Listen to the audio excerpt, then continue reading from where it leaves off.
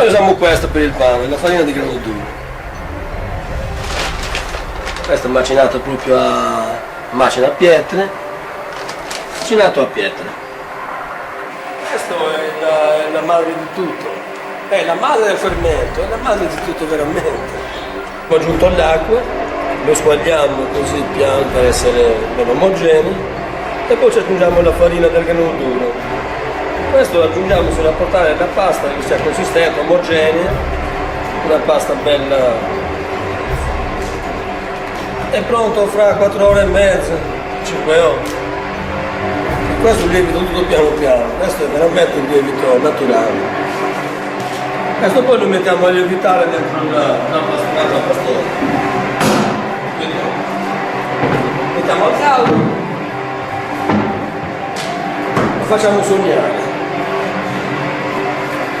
E questo adesso, per dire, è pronto per metterlo nella pasta.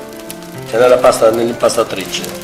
Questo è bello scritto, si vede che è bello sollevato, però non è né troppo e né molto, vede la consistenza giusta, cioè perché fa, quando lo schiaccia poco poco e si rialza, vuol dire che è pronto.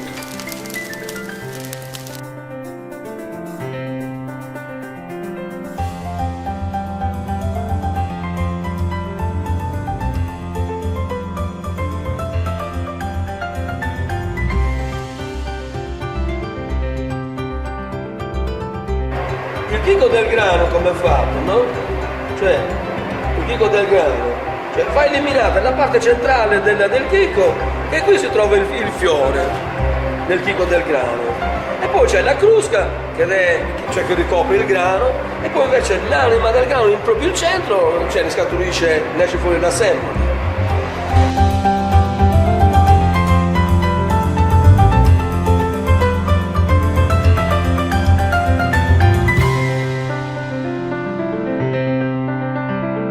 Questo quando fa il suono tipo tamburo, cioè sembra che la lievitazione sta formando, cioè lentamente però bene, cioè che quasi essere pronta per essere infornato.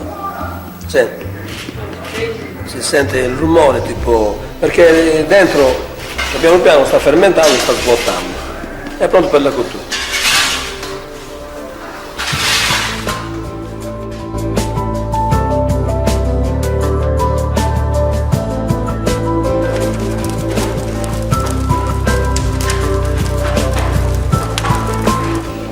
Una prova, se procede sempre vuol dire molto caldo ancora. Bisogna bagnarlo. Bisogna bagnarlo un po'. Cioè la platea deve sempre riscaldarsi di più del cielo. E non fa sopra il pane che brucia e poi esce pulito anche il pane dall'altro così.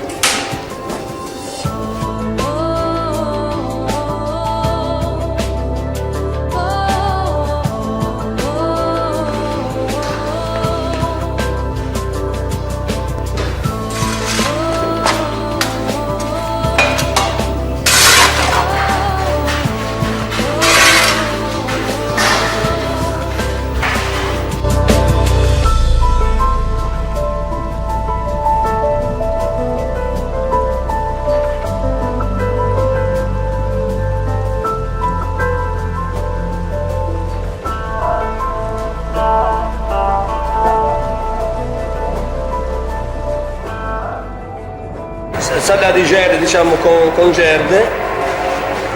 Questa ad esempio adesso è appena sfornata.